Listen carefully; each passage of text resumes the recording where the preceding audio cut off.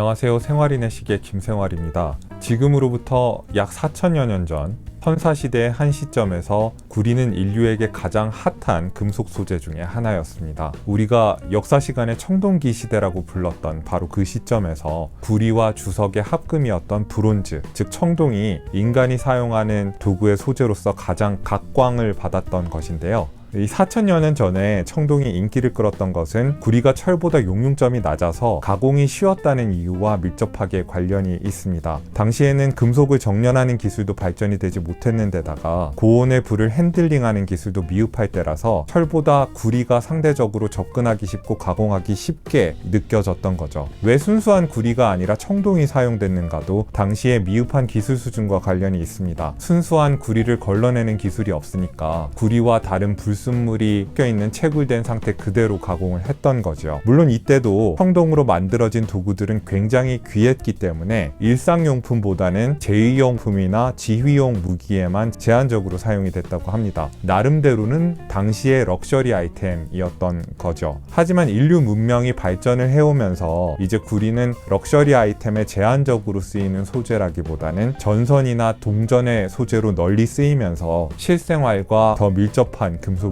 되어버렸습니다. 럭셔리 아이템의 핫한 소재로서 구리가 귀환하는 현상은 최근에 시계 산업에서 이루어지고 있는 것 같습니다. 빈티지 시계의 유행과 함께 시계를 실제보다 더 나이 들어 보이게 만드는 구리가 각광을 받고 있는 거죠. 구리와 주석의 합금인 브론즈, 즉 청동과 금에다가 구리 합금을 섞어서 붉은 빛이 돌게끔 만든 로즈골드 시계들이 요즘 시계 시장에서 새로운 유행을 만들어가고 있습니다. 얼핏 보기에는 로즈골드보다 브론즈 소재의 시계가 더 나이 들어 보이긴 합니다. 하지만 시계 케이스의 소재로 먼저 쓰이기 시작한 것은 로즈골드입니다. 로즈골드라는 합금은 1920년에 처음 개발이 되는데요. 원래부터 보석이나 액세서리류에 전문적으로 쓰이기 위해서 개발된 소재입니다. 그래서 1930년대에 나온 시계들에서도 로즈골드가 사용된 시계들을 흔하지는 않지만은 어느 정도 발견할 수 있습니다. 예를 들어 1930년대에 나온 롤렉스의 프린스 모델 번호 2771번이 이미 로즈골드 계열의 케이스와 메탈줄을 달고 나온 걸 보면은 요즘 나오는 로즈골드나 로즈골드 도금을 케이스 소재로 채택을 해서 빈티지 느낌을 내려고 하는 시계들은 어느 정도 역사적인 근거가 있는 것처럼 보입니다. 로즈골드는 황금과 구리의 비율에 따라서 색깔이 달라지는데요. 구리의 비율이 높아질수록 좀 더 붉은 기운이 돌게 됩니다. 그래서 같은 로즈골드라고 해도 요즘 나오는 아이폰이나 아이패드에 들어간 로즈골드는 굉장히 핑크색에 가까운 느낌이 든다면은 대부분의 시계에 들어간 로즈골드는 브론즈 느낌이나 붉은 기운이 도는 금색에 가까운 느낌이 드는데, 이런 차이가 나는 것은 바로 구리의 비율에 따라서 색상이 달라지는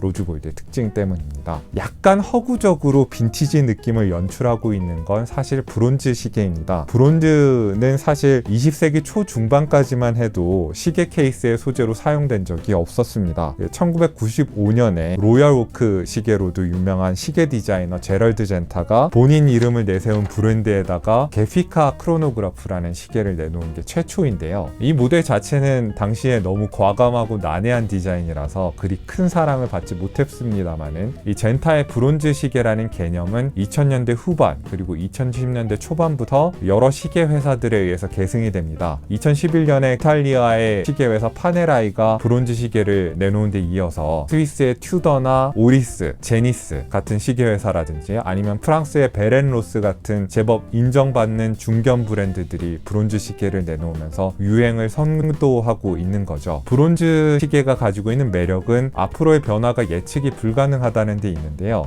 청동이라는 번역어가 알려주듯이 브론즈는 시간이 지나면서 케이스 표면이 푸른빛으로 산화가 되는 특징이 있습니다. 그런데 재밌는 게 사용자의 사용 습관이나 물이나 다른 물체와의 접촉 여부에 따라서 푸른빛으로 산화되는 패턴이 다 달라지는데요. 브론즈 시계는 시간이 지나면서 사용자와 함께 산전수전 다 겪은 것 같은 엄청나게 낡은 시계의 외양을 갖게 됩니다. 사연이 있는 것 같은 자기만의 시계를 선호하는 요즘 유행에 부합하는 면이 있는 거죠. 요즘은 다이버 시계를 전문으로 만드는 마이크로 브랜드가 라인업에 브론즈 시계를 하나쯤 끼워 놓는 거가 유행인 것 같습니다. 여러분들이 좀 접근하기 쉬운 가격대의 브론즈 시계를 보고 계시다면은 젤로스나 스피나커의 시계들이 나름대로 가격대가 그리 높지 않으면서 평판이 나쁘지 않은 브론즈 시계를 만드는 것 같고요. 중견 브랜드 중에서는 글라이신이 그나마 접근하기 쉬운 가격대에 브론즈 다이버를 내놓고 있습니다. 이 브론즈 시계의 단점은 피부가 굉장히 민감한 사람들, 특히 니켈 알러지를 가진 사람들한테 굉장한 간지러움을 유발할 수 있다는 것, 이 가장 큰 단점인데요. 그리고 또 푸른색으로 산화된 브론즈의 이 푸른색이 피부나 옷에 묻어날 수 있다는 게 또 다른 단점입니다. 그래서 이런 단점을 피하기 위해서 요즘 나오는 브론즈 시계들은 버클이나 케이스백 같이 피부에 직접 닿는 부분들은 브론즈 대신 스테인레스 스틸 소재로 만들고 있습니다. 또 다른 단점은 브론즈가 철보다 무른 성질을 갖고 있다는 건데요. 철보다 흠집에 취약하다는 것도 또 다른 단점입니다. 그리고 또 다른 문제는 회사들마다 자기 브론즈 시계에 들어간 합금의 금속 비율을 공개를 하지 않아요. 회사마다 브론즈 시계의 품질이나 색상, 외양의 일관성이 없다는 것도 보시는 분들에 따라서는 단점으로 느껴질 수 있을 것 같습니다.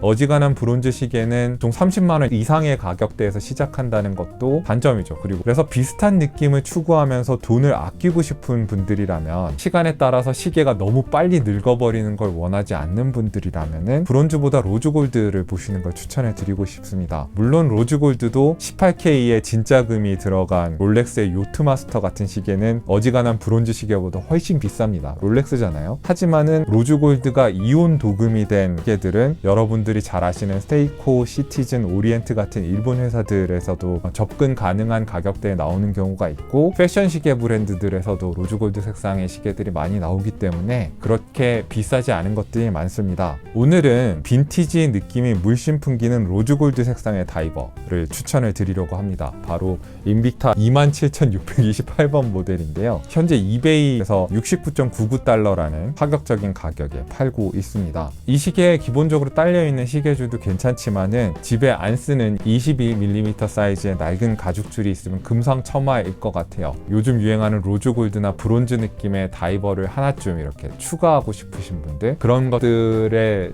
필요 때문에 간지러움을 느끼시는 분들한테 딱 그 가려움을 긁어줄 만한 저예산 시계라는 점에서 이 인빅타라는 브랜드의 시계를 추천해 드리려고 합니다. 물론 인빅타라는 브랜드가 이렇게 사람들한테 인정받거나 호감을 사고 있는 브랜드는 아닙니다만은, 인빅타는 왜 그렇게 사람들한테 미움을 받는지에 대해서는 또 다른 영상에서 한번 다뤄보기로 하고, 오늘은 이 시계에 집중을 해보죠. 그러면 테이블로 자리를 옮겨서 이 시계를 본격적으로 리뷰를 해보도록 하겠습니다. 10만원으로 로즈골드 시계 유행 따라잡기 시작합니다. 인빅타의 프로다이버 모델을 테이블 앞으로 가지고 왔습니다. 이 시계는 롤렉스의 요트마스터 로즈골드 색상이나 아니면 튜더의 블랙베이 브론즈 모델을 굉장히 많이 참고를 한 것 같은데요. 그럼에도 불구하고 사이즈나 색상 조합에서 두 시계를 직접적으로 따라한 느낌은 아니기 때문에 부사품 논란에서 다른 인빅타의 프로다이버 모델보다는 조금 자유로운 시계라고 할 수 있을 것 같습니다. 이 로즈골드 색상이 어떤 느낌인지 궁금해하실 분들이 있을 것 같은데, 잠깐 대조를 해드리면은 아이폰이나 아이패드에 주로 쓰이는 로즈골드 색상보다는 이건 거의 핑크빛 느낌이잖아요. 금색에 가까운 편이고요. 그렇다고 해도 일반적인 황금색 시계에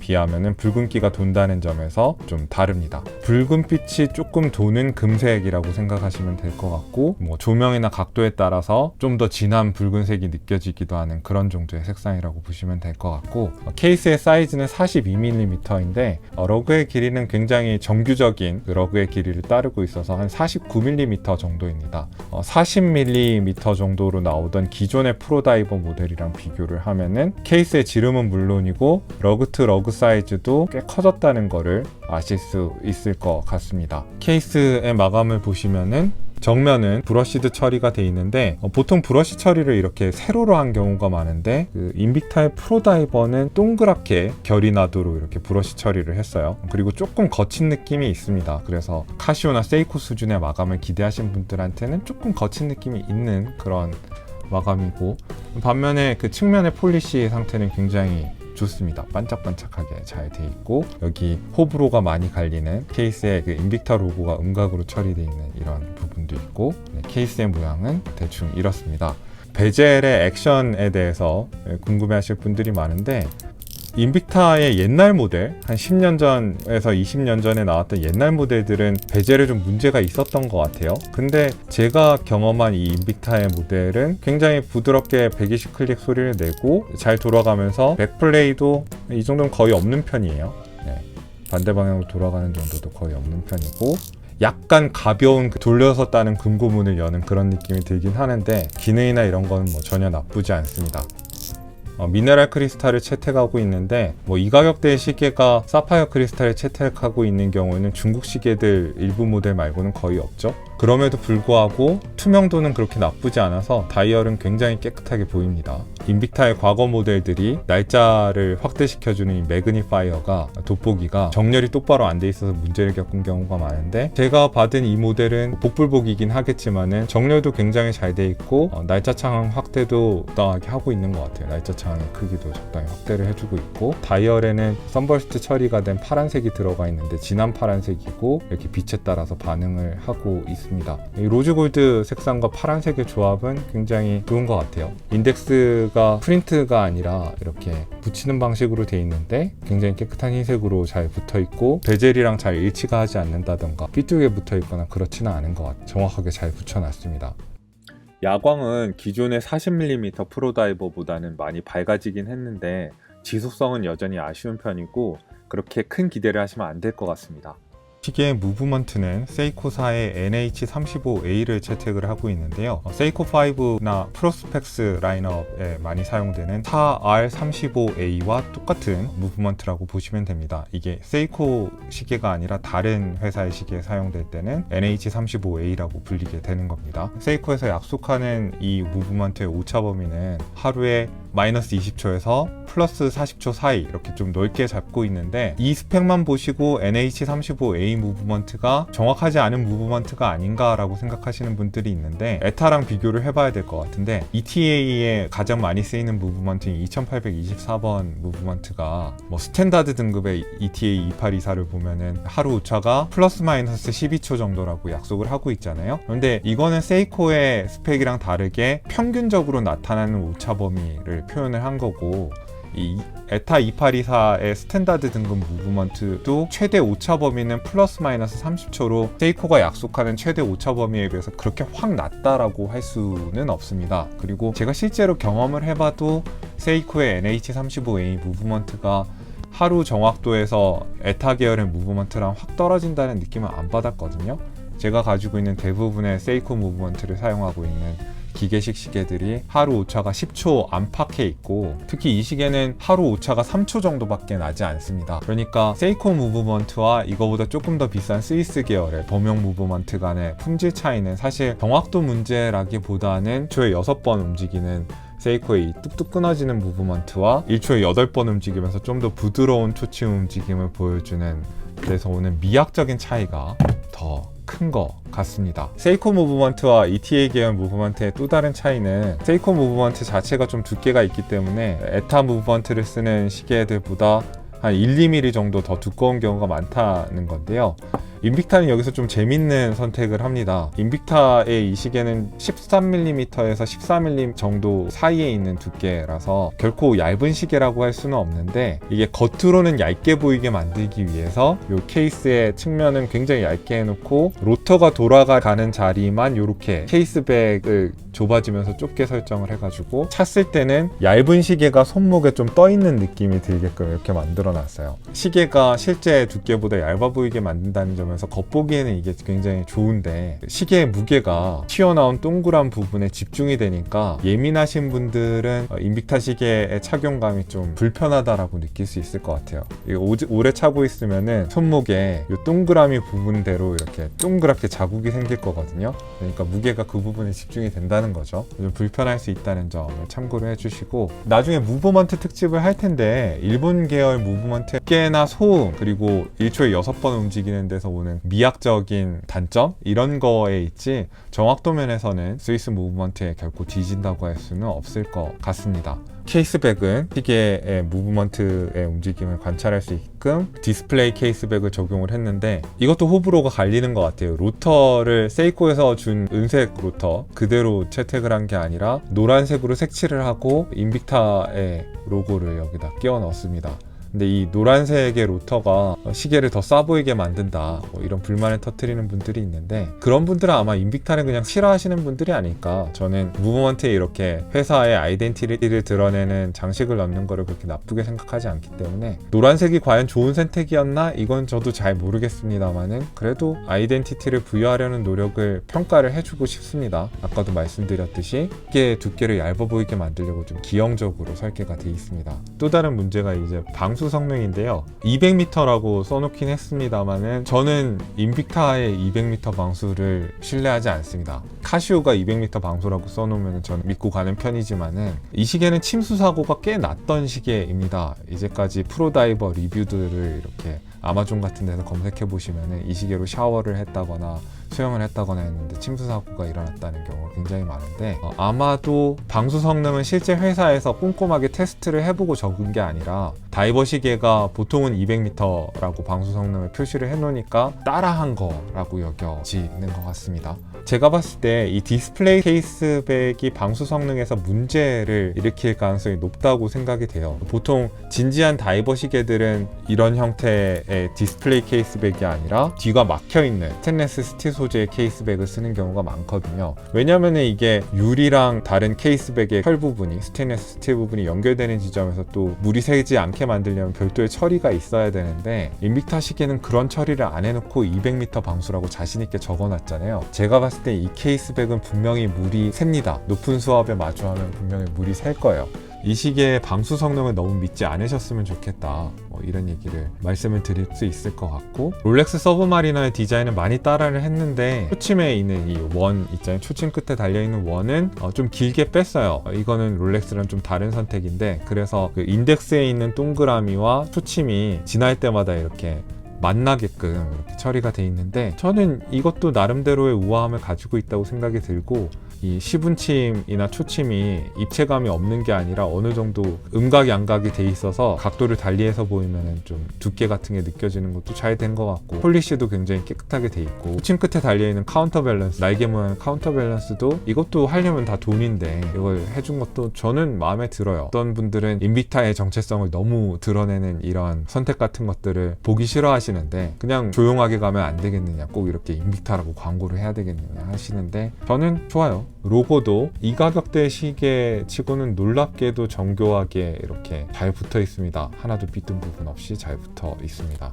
이제 용두의 움직임이나 보여드릴 텐데, 살살살살 돌려보면은 굉장히 기분 좋게 툭 하고 용두가 빠지고요. 세이코 계열의 무브먼트가 흔히 그렇듯이 스위스의 범용 무브먼트들이랑 에타 범용 무브먼트랑 비교하면은 약간 모래 안에서 용두를 돌리는 듯한 그런 거친 느낌이 있긴 한데, 그래도 윤활 처리가 전혀 안 돼 있는 중국 시계랑 비교하면은 거의 비교가 안 될 정도로 부드럽게 돌아갑니다. 저는 적응이 돼서 그런지 이 세이코 계열 무브먼트의 이런 수동과 함께 할 때 느껴지는 그레이니함이 오히려 정겹고 좋습니다.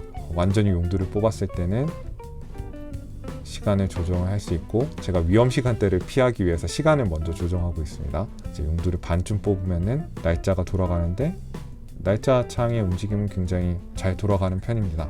잠글 때도 2바퀴 반 정도 돌리면 딱 들어가게끔 용두 잠금도 굉장히 잘 되어 있습니다.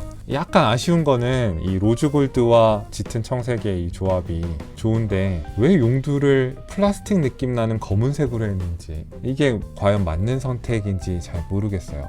그런 건 조금 아쉬운 것 같습니다. 그리고 이 시계의 가성비를 보면은, 이 시계의 스펙을 보고 스테인리스 스틸 소재의 케이스와 미네랄 크리스탈, 그리고 이 정도 성능을 가진 베젤, 그리고 세이코의 NH35A 무브먼트, 여기 딸려있는 기본 나토 스트랩, 이런 거 스펙을 보고 이 시계를 한번 DIY로 조립을 해보려고 이렇게 이베이나 뭐 알리익스프레스 같은 데 검색을 해보면은 세이코 무브먼트만 해도 이 시계의 가격을 넘어가요. 이게 69.99달러로 이베이에서 팔고 있는데, 세이코 무브먼트만 따로 살려고 해도 어지간한 데서는 70불 넘게 팔거든요. 그러니까 여러분이 집에서 이 시계를 부품을 사서 조립을 하려고 해도 이 시계보다 돈을 많이 줘야 돼요. 그러니까 가성비 면에서 보면 이 시계를 욕할 수가 없는 거죠. 소비자들한테 굉장히 잘하는 회사인 겁니다. 이 시계에 기본적으로 딸려있는 스트랩은 22mm짜리 굉장히 두께가 있는 군대 느낌의 녹색의 스트랩인데, 시계의 빈티지 느낌이랑은 굉장히 잘 어울리긴 합니다.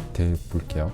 어울리긴 하는데 이 스트랩의 단점은 이게 나토 스트랩이니까 시계 케이스를 통과해 가지고 이렇게 시계 밑에 들어가잖아요. 이 상태에서 손목에 차게 되는데 두꺼운 나토 스트랩 때문에 안 그래도 얇지 않은 시계가 더 두꺼워 보이는 느낌이 있어서 저는 별로 선호하지 않습니다, 이 스트랩을. 그럼에도 불구하고 굉장히 튼튼한 두꺼운 나토 스트랩을 준 거는 평가해 줄만 하고, 이 로즈골드 색상의 버클과 고정 장치 같은 것들은 튼튼하게 잘 나왔습니다. 여기 인빅타 로고가 깨끗하게 새겨져 있는 것도 마음에 들고요. 그러나 제가 선호하는 거는, 제가 집에 좀 낡은 가죽줄이 있다면 이 시계가 더 멋져 보일 거라는 얘기를 인트로에서도 했던 것 같은데, 이 시계 빈티지 느낌도 굉장히 잘 사는 것 같고 잘 어울린다는 느낌이 듭니다. 요 뒤에 붙어있는 버클은 홍콩에서 한 3-4달러 주고 이베이에서 샀는데 배송은 한 달 정도 걸렸지만은 쌌으니까, 그리고 시계랑 잘 어울리니까 만족하고 있습니다. 보통 22mm짜리 가죽줄에는 버클 사이즈는 20mm로 좁아지거든요. 그러니까 여기에 맞는 버클을 사시려면은 20mm 정도의 버클을 사시면 됩니다. 그러면은 이 시계의 장단점을 요약을 해보죠. 네, 이 시계는 고창성이 없는 디자인을 채택하고 있다는 거, 그게 단점이지만은 장점이라면은 굉장히 가성비가 높다는 거. 그러니까 이 시계에 들어간 부품을 여러분이 직접 사서 조립을 하려면은 더 많은 돈을 줘야 된다는 거. 대량 생산이 이렇게 좋은 거라는 거를 소비자들한테 보여주는 회사라는 점에서 저는 인빅타 시계를 그렇게까지 욕하고 싶지는 않습니다. 그 디자인은 그래도 인빅타 로고를 너무 막 여기저기 강조해 놓은 거는 호불호가 갈리겠습니다만은, 시계 역사에서 가장 성공한 디자인을 따라했으니까 디자인을 미학적으로 비판할 수는 없을 것 같고요. 독창성 부분에서 비판할 부분이 있는 거지.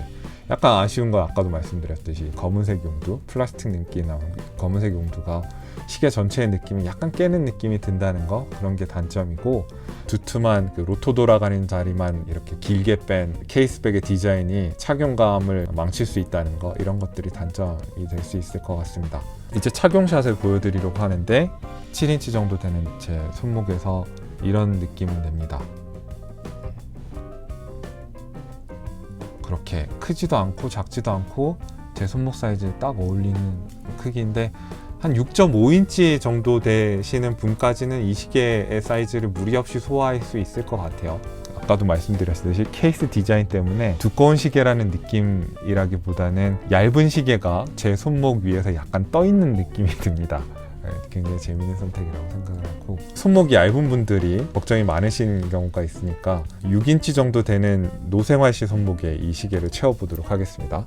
네, 6인치 정도 되는 손목을 가진 노생활시의 손목에는 이런 느낌이 드는데요. 일단 다이버 시계는 원래 크게 만들려고 한 시계니까 너무 그렇게 시계 사이즈에 대해서 민감하게 느끼실 필요가 없다는 얘기를 일단 드리고 싶고, 큰 시계 좋아하는 여자분들은 로즈골드가 약간 여성적인 느낌이 있으니까 시계를 한번 해보시는 것도 나쁘지 않을 것 같습니다. 오늘 인빅타 10만원으로 로즈골드 유행 따라잡기 프로다이버 시계 리뷰는 여기까지 준비를 했고요.